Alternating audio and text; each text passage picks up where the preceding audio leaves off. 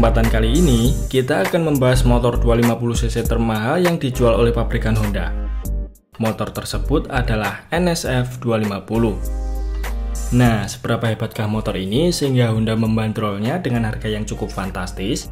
Oke, tak usah berlama-lama, langsung saja kita bahas di sini. Mungkin NSF 250 bukanlah nama yang familiar kita dengar. Sebab motor ini bukanlah motor yang dipajang di dealer maupun di showroom. Selain itu, penggunaannya juga hanya boleh dipakai di sirkuit balap alias tidak legal dikendarai di jalan raya. Ya, NSF 250 merupakan motor khusus untuk kebutuhan balap profesional. Diperkenalkan pertama kali ke publik pada tahun 2011, NSF 250 dipersiapkan oleh HRC sebagai pengganti Honda RS125 yang dulunya merupakan motor balap GP125. Karena format mesin 2 tak 125cc mulai dihapus sejak tahun 2012, ajang balap GP125 2 tak berubah menjadi Moto3 yang menggunakan mesin 250cc 4 tak. Buat yang belum tahu, Moto3 merupakan kelas pertama bagi pembalap motor dunia, sebelum naik ke level yang lebih tinggi seperti Moto2 dan juga MotoGP. Sebagai penerus, NSF 250 haruslah mempunyai kemampuan sepadan atau paling tidak bisa melampaui pendahulunya. Dijejali dengan mesin 1 silinder berkapasitas 249,3 cc DOHC 4 valve.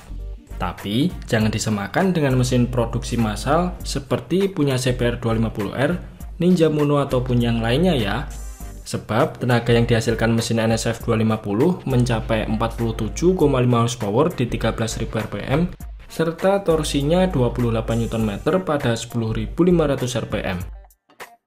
Head dan silinder mesin ini dilapisi nikel silikon, serta klepnya terbuat dari bahan titanium dengan tujuan mengurangi gesekan, tahan terhadap tekanan dan suhu berlebihan akibat RPM tinggi, sehingga mesin NSF 250 mampu digeber sampai putaran maksimal 14.000 rpm.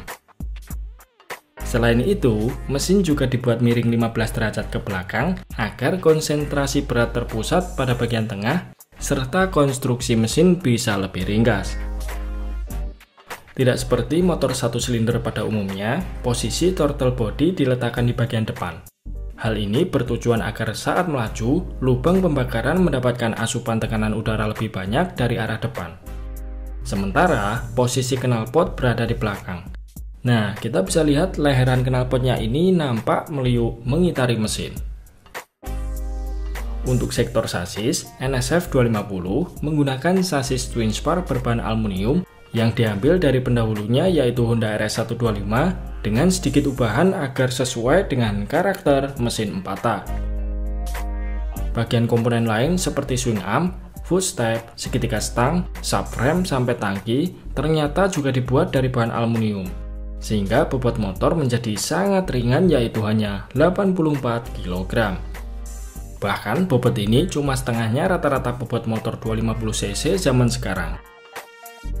Dengan power 47,5 horsepower dipadukan dengan bobotnya yang super ringan, otomatis perbandingan power to weight ratio yang dihasilkan sangatlah ideal. Tak heran NSF 250 bisa menembus kecepatan 200 km per jam dengan mudah.